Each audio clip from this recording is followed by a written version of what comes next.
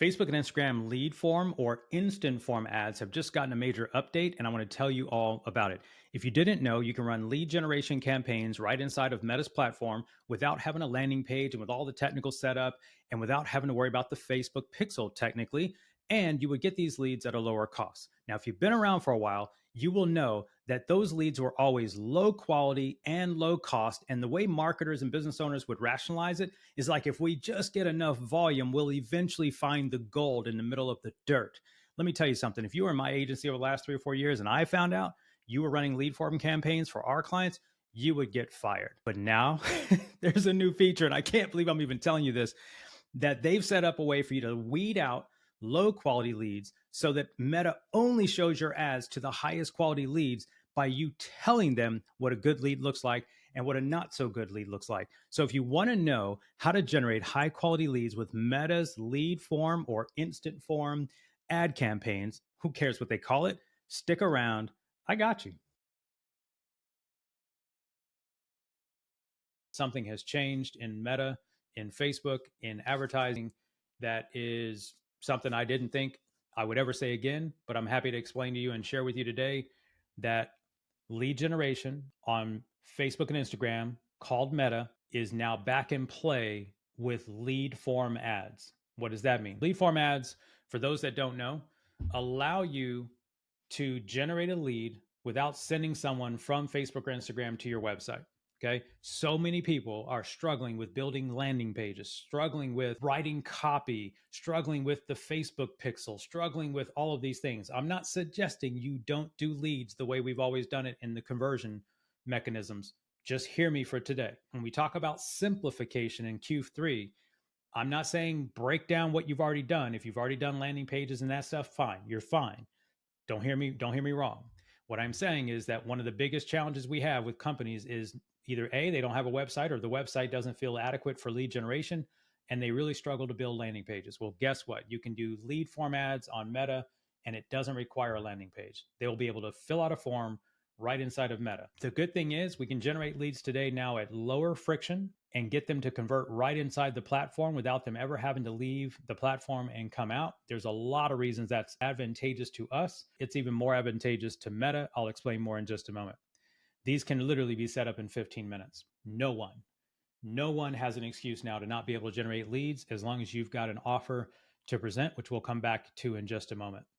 I'm not going to get into the advanced reasoning for why it's better for retargeting and remarketing in some cases.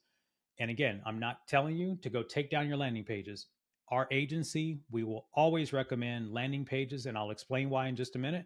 But for those that need a simpler way to get started, it is also better for retargeting, remarketing, because the prospect who is on the platform that does not have to leave and go to a landing page on your website, Meta will retain 100% of their behavior and interests and allow for 100% retargeting or remarketing, provided they're not in a protected country or city or state where there are some privacy laws. Okay. And there's that stuff's popping up all over the place. So that's going to be advantageous to us when we're doing our $1 a day, when we're doing core. It's going to be advantageous when we're running all sorts of other type of campaigns. The reason we've always loved them was they're cheaper. When we're talking about budgets being limited, budgets being tight, costs going up, inflation out here in the marketplace, they've always been cheaper. So that's not new, but cheaper in a way that I'm actually finding a bit surprising for some of the niches that we're doing them in. And that is actually what I find most surprising. It seems today that if we send people to a landing page, it's just costing way more to get the same conversion than if we do the lead form. The lead forms historically have suffered from this. And this last idea is that lead forms have always been a problem because of the poor quality of a conversion that it represented. And for those that didn't do advertising back during this time period, this is what happens in a lead form. What happens in a lead form is that somebody ends up seeing, they'll see your ad like normal. But when they click to do the conversion, they are met with what's sort of like it's an inline sort of 2 or 3 step process, in this case, 4-step process, where they see your offer, they click the next button, they then enter their information. But here's where the breakdown used to be. It used to be that you couldn't, you, it would autofill whatever the person's information was based on what they had previously typed into Facebook. So the example was, and why it was such a problem, was it would autofill their email that they used to log into Facebook or Instagram. Well, that might have been the email they signed up on Facebook or Instagram for, but isn't where they do business.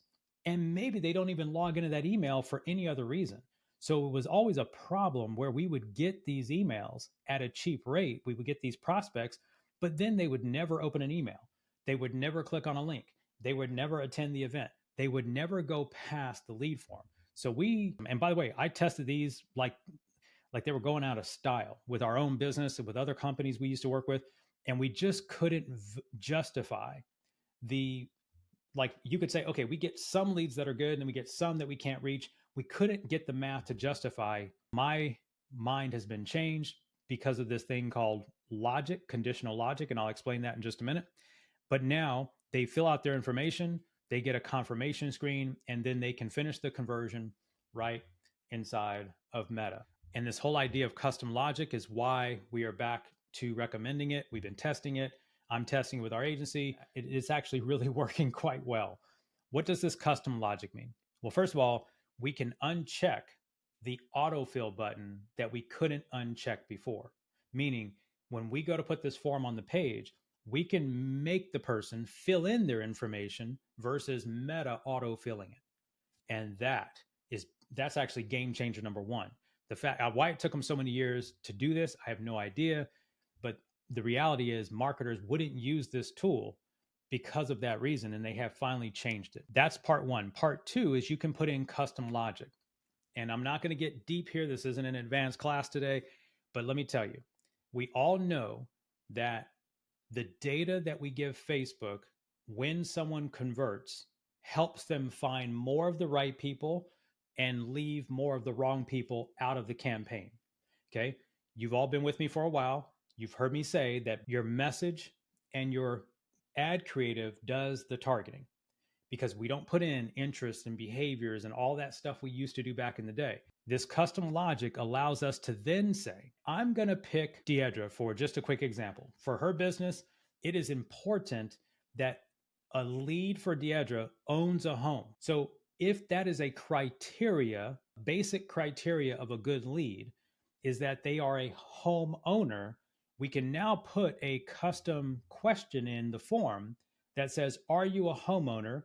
Yes or no. If they check no, but they saw the ad, you'd say, hopefully your ad copy would deter someone from doing that. But if they see the ad and they're not a homeowner and they check no, well, they'll be routed this way. And Meta will not count them as a lead, because you'll say to Meta, if they choose no, that's not a lead. If they choose yes, that's a lead. Okay. That custom logic, I'm not going to get too deep.